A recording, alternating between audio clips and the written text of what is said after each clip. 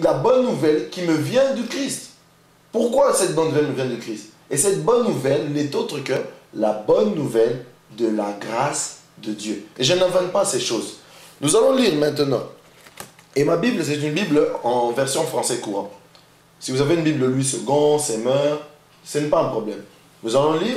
J'ai une Bible français courant, vous pouvez la vérifier dans votre version aussi.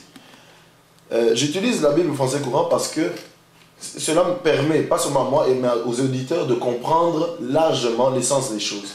Le problème souvent dans l'évangile ou quand on parle de la parole de Dieu, il y a beaucoup de termes que nous ne comprenons pas très bien et ces termes, nous attribuons cela des définitions selon nos humeurs.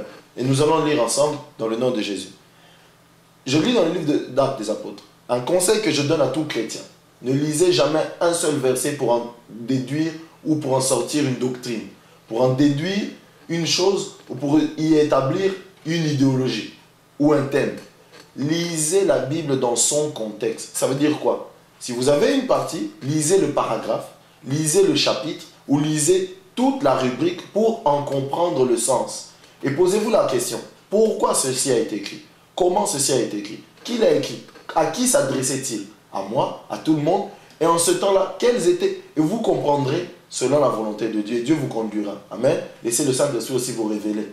Ne faites pas du travail humain seulement, mais demandez à Dieu de vous ouvrir les yeux pour comprendre la volonté de Dieu. Paul dit, et c'est l'acte des Apôtres, le chapitre 20. Et Paul parle aux anciens d'Éphèse. C'était la dernière visite de Paul partout vers la province d'Asie et quand il est aussi monté chez les Grecs avant de partir à Jérusalem où il savait qu'on allait le faire beaucoup de mal par les Juifs qui pratiquaient le judaïsme. Et la Bible dit au verset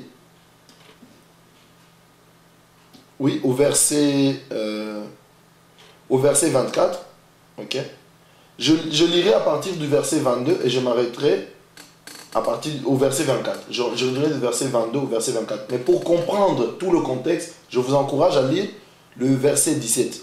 Actes des Apôtres, le chapitre 20, le verset 17 au verset 38. Si vous lisez dans tout le contexte, et si vous lisez le tout, Dieu vous ouvrira encore plus et vous comprendrez encore mieux. Mais nous allons lire, parce que faute de temps, ce petit passage, 22 à 24.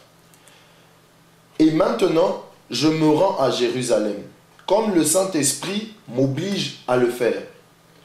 Et j'ignore ce qui m'arrivera. Verset 23. Je sais seulement que dans chaque ville, le Saint-Esprit m'avertit que la prison et des souffrances m'attendent. Le verset 24. Et faites attention parce que c'est de ce qu'on va parler. Mais ma propre vie ne compte pas à mes yeux. Ce qui m'importe, c'est d'aller jusqu'au bout de ma mission et d'achever la tâche que m'a confiée le Seigneur. Quelle était la tâche que Dieu a confiée à l'apôtre Paul? Paul dit, ma propre vie n'importe pas. J'aimerais arriver jusqu'au bout de ma mission. Et il y a ici 2 points cités. Proclamer la bonne nouvelle de la grâce de Dieu. La bonne nouvelle de la grâce de Dieu. Je vous ai dit tout à l'heure, l'évangile, le mot évangile veut dire bonne nouvelle. Quand vous êtes chrétien, dès que je dis évangile, vous faites relation directement à la bonne nouvelle selon que la Bible parle. Mais pour quelqu'un qui dirait, j'ai une bonne nouvelle, si vous dites seulement bonne nouvelle, il ne saura pas. Mais nous utilisons le terme évangile qui vient du grec. Ce terme, à la base, veut dire une bonne nouvelle. Et ce terme, chez les Grecs, n'était pas seulement utilisé pour dire bonne nouvelle. C'était un terme pour dire, c'était tellement bonne cette nouvelle qu'il était difficile à y croire. C'était ça l'expression bonne nouvelle. L'expression bonne nouvelle voulait dire trop vrai, trop bonne pour être crue. Vous comprenez? Et cette bonne nouvelle, c'est la bonne nouvelle de la grâce de Dieu. Je ne l'invente pas. C'est la bonne nouvelle de la grâce de Dieu. Pourquoi?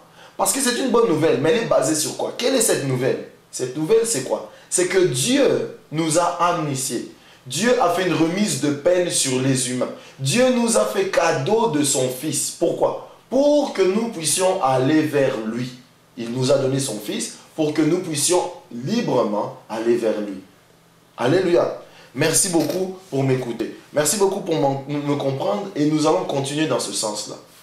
Pourquoi je commence comme ça? Je commence comme ça parce que je vais établir des faits qui se trouvent aujourd'hui dans le corps du Christ. Des faits qui m'ont beaucoup marqué. Des faits qui m'ont amené à me poser des questions. La plupart d'entre vous maintenant se disent, mais tout ce que le frère Mylène dit, c'est normal. Il n'y a rien d'extraordinaire. Je ne dis pas le contraire, frères et sœurs. Mais je veux vous amener à comprendre une chose.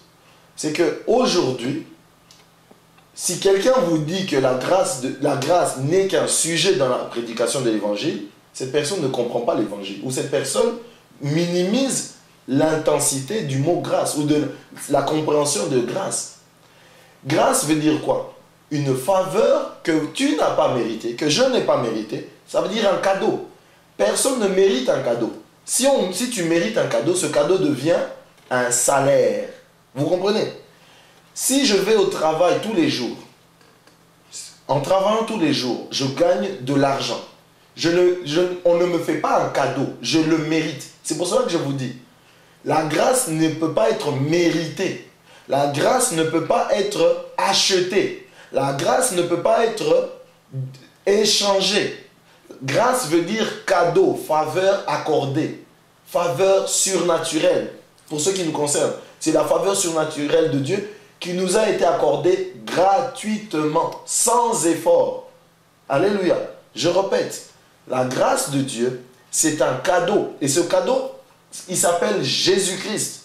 Mais je veux que vous et moi, nous comprenions quels sont les cadeaux ou les packages, ça c'est en anglais, je veux dire le gros lot que nous avons récolté en Jésus.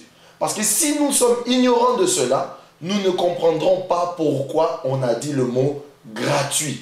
Grâce de Dieu, cadeau de Dieu, cadeau surnaturel de Dieu pour nous amener à Dieu, au salut, pour nous amener à la source de toute vie qui est Dieu lui-même. Jésus-Christ est le cadeau que Dieu t'a donné pour que tu ailles d'Éphésiens.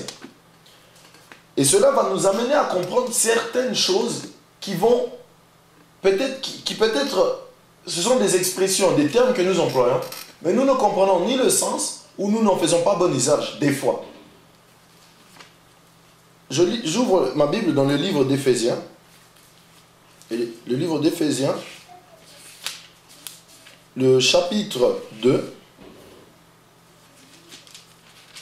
Le chapitre 2. Et je vais vous donner un conseil. Comme je vous ai dit, essayez de lire dans tout le contexte et le paragraphe. N'essayez pas mais faute de temps, nous allons lire qu'une partie. Éphésiens, le chapitre 2. Je lis le verset. Je